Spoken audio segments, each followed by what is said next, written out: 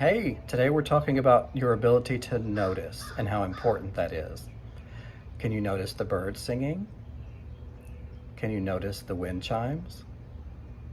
Can you notice what you think about the peaceful sounds in the background? All of that's noticing, all of it's important, and we're going to get into it in this video, including a practice meditation. See you there.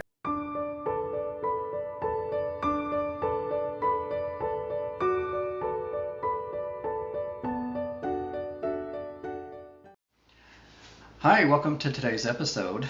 Today I'm going to talk about your ability to pay attention, your witnessing ability or noticing ability. The ability to notice things is part of what keeps us alive, right? We notice, we pay attention to, we use our awareness to get through life, to not walk into the furniture, to successfully navigate the highway when you're driving, or just, moving from one spot to another, even if it's just inside your house.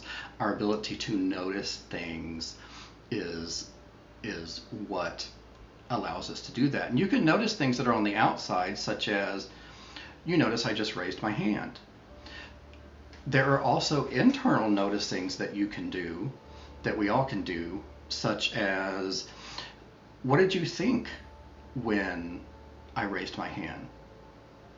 Did you make a judgment? I don't know why he's doing that. I wonder what's coming next. That looks stupid. He needs to put his hand down. Anything. Whatever your thoughts were about what you noticed. Okay. You can notice those too. So if I saw myself in the video raising my hand and I thought, I wonder what's coming next. It looks like he's about to do a demonstration about something. I notice that I had a thought about something that I was noticing, right? It's our ability to think about our own thinking, or to be aware of our awarenesses. It is stepping out of the content and into the process. That ability to sort of mentally back up or zoom out is part of the fancy parts of our brain that make us, they're more on the human side than the animal side. Okay, and we all have it. You can all do it.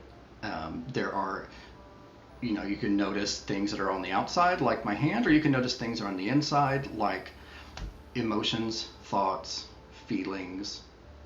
You can also notice things that are so habitual, so automatic, that you don't normally think about them. So if I asked you to think about air, do you think about it? No, probably not, because it's always there. Or if we asked a fish to think about water, do they think about it? No, it's always there. It's just part of the environment. Well, our habitual thought patterns happen that way too. We can just get so, like, you don't think about how you drive a car. You just get in, put the key in, work the things without really thinking about it. But if something happens, if you got into a new car that was not yours, and the key was not in exactly the same place, and maybe the pedals were not in exactly the same place, and maybe the ratios of what you needed to do, maybe the seat was not in the same place and needed to be adjusted, you would notice and become aware of and witness very quickly what needed to happen to successfully achieve the outcome that you're wanting. But pretty much as soon as you got the little nuances down, you'd be right back into automatic behavior and unawareness. So I guess if we wanted to say the opposite of witnessing or noticing is unawareness. So it takes practice to notice things, especially if they're not novel, they're not new. Like if I suddenly do this is novel and new, you're paying attention to that. But if I did that for the entire video, if you even hung around long enough to watch it, you would habituate to this, and this would start, it would, as soon as it became no longer new or novel to you, you'd stop paying attention to it. And it takes practice to do that, because we're on top of the food chain, but we're still animals. And the thing that makes our brain feel comfortable and safe and calm is predictability and patterns. So as soon as something moves into that category where it can be predicted or patterned, we'll stop thinking about it. It moves into a part of our brain that is just habitual. And our default patterns of behavior will tend towards that which is predictable or patterned. And so we will generally tend towards doing what we've always done, which tends to mean we will get what we've always gotten, unless and until we step out of the pattern, step back, and starting making choices on doing it differently. Yes, unless and until you intentionally try to change your behavior, you'll probably get a whole lot of what you've always gotten up till now. Now, think about that statement that I just made and pay attention to your reaction to it. I just said that it's really up to you to make changes in your patterns and your predictabilities. What did you think about that? What was your reaction? Did you think, oh yeah, okay, that makes sense? Or that sounds like total bullshit? Or that might be right, but it's too hard, I can't do it? Or you may have just been watching, it's like, okay, well, Shane's on a roll, his stuff's pouring out of his mouth, and that's probably going to continue, so I'm just going to keep listening. Just take a moment and notice what you thought. I'll wait.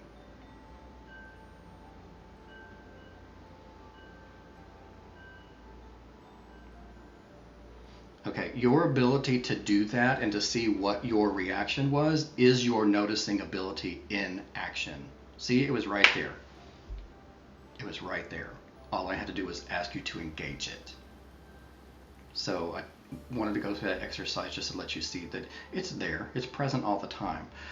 But even the exercising of our ability to notice can become habituated. We may not think about it. We only use it when things are novel or new, and we need to assess for where does this new thing fit in the realm of my predictability and patterns that I have stored in my head. What algorithms does that match up to so that I can stop thinking about it now? To put this into more of a practice so that you can actually do it, I'm going to lead you on a small mindfulness exercise of noticing thoughts. And the way I'm going to do it is I'm going to lead you through it, and you can do it with your eyes open or your eyes closed, whatever feels best for you. And for those of you who have your eyes open, rather than having to look at my mug the whole time, which would be more of a distraction, I'm going to put up a static picture on the screen while I'm doing it. And just follow along, just listen. You don't have to do anything extra special. Just listen and follow my instructions. Okay? Let's get going. All right, so take a moment and think about how often do we stop to curiously witness the nature of our thoughts as if we were an outside observer of them. When caught in a less than mindful state, our thoughts tend to take over our identity, defining who we believe ourselves to be and directing our perception of the world. However, as we practice witnessing our thoughts from a place of slight separation, we get to know them in a different way. We start to uncover patterns and habits in our thinking, which naturally helps us learn, grow, and evolve in nourishing ways. So begin by coming into a comfortable position. You might be sitting or laying down, whatever works for you, but if you lay down, be sure you're paying attention, not going to sleep. Let your spine find a natural, comfortable straight position and relax your shoulders. And I want you to take 5 full breaths to ground yourself into this experience. And notice the sensations associated with each inhalation and each exhalation.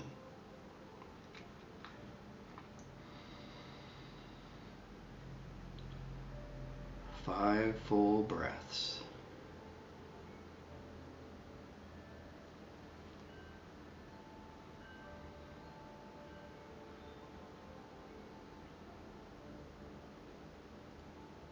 No need to rush.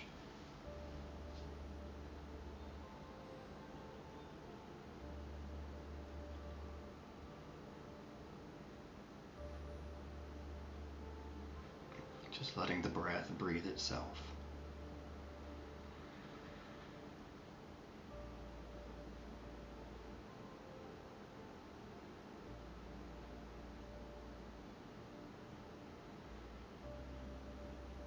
And after those 5 full breaths, continue to breathe naturally and see if you can broaden your awareness, paying particular attention to what arises in your mind.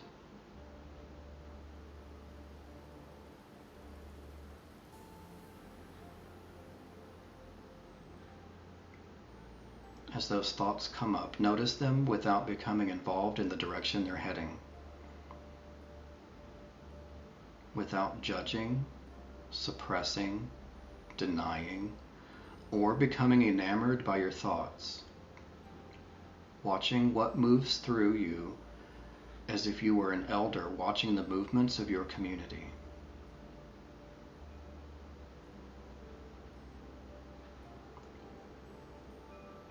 Notice what rises and subsides in your awareness.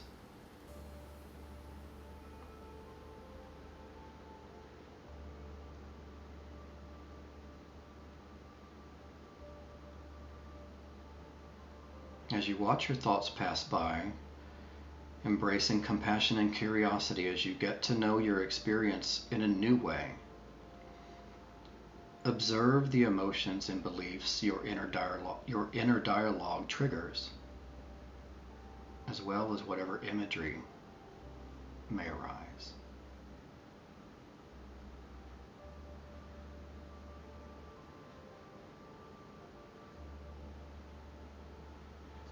If emotions are present, you can notice those too.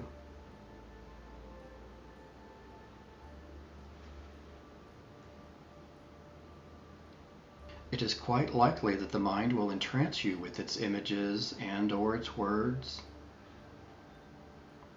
When this happens, even if you realize that you got lost in thought for a little bit, compassionately remember to come back to the silence within, to that place of observation inside of you, the place that notices, and make note of what arises next.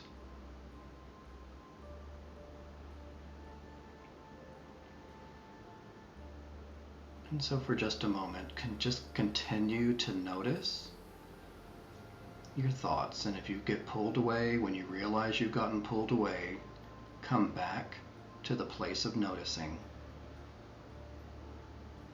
with compassion and curiosity.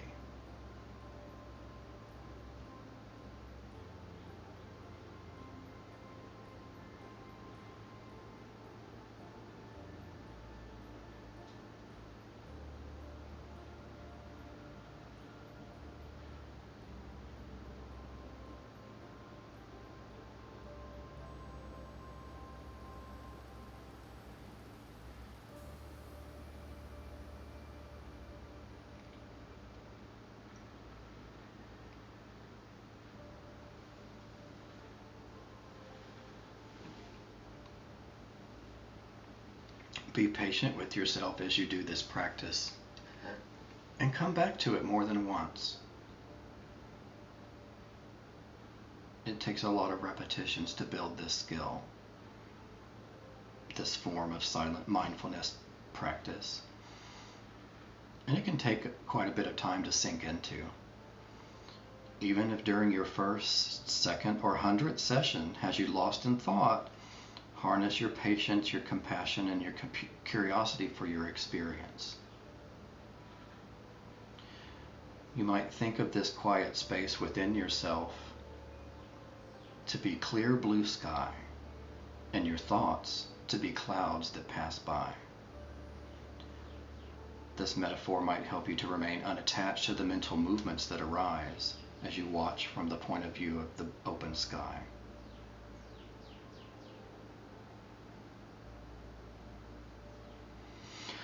And deepen your breath and open your eyes and move around a little bit and just come back into your body,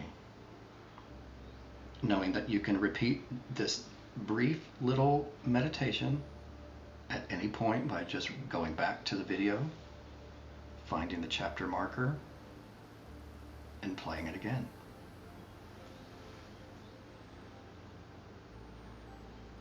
Welcome back from your little experiment in noticing and witnessing and mindfulness practice, whatever words work best for you, lock onto that.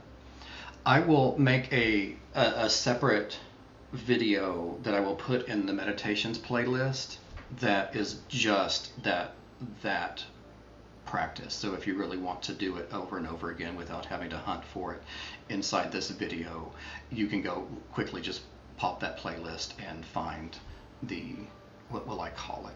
We'll call it witnessing thoughts meditation.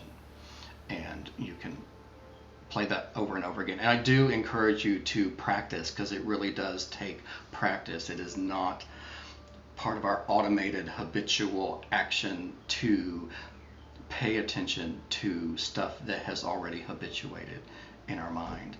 And it'll take a number of repetitions to do it. Once you build the skill, it becomes a little bit easier. I say a little bit easier because it still is a challenge. It is not part of our automatic survival programming of our day-to-day lives. And it takes some action, but you will need to build the skill. It's really helpful if you are going to, if you're in therapy, or you're going to be in therapy, or you're contemplating it, because that's a lot of what happens as we look at, in sessions, we're looking at what are you noticing, so that we can see where your patterns are and what you want to change. And then you need the ability to notice those things so that we can find a way out as well. Because you also want to be able to notice when things change and get better, right? There is a lot of change happens to us that is because we don't notice things that we've habituated to. It takes us a while to get to notice them, and if you've been practicing your noticing skills, you'll notice sooner. It's a little bit like going gray or gaining weight, of which I have done both.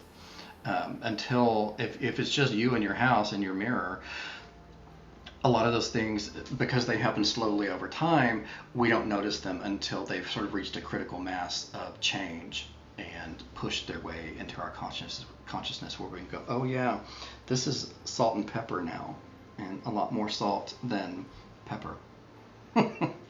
So practice your meditation skills, practice your noticing a little bit every day, maybe more than once per day if you're really new to it.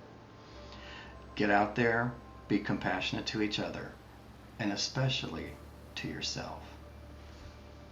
Namaste, y'all.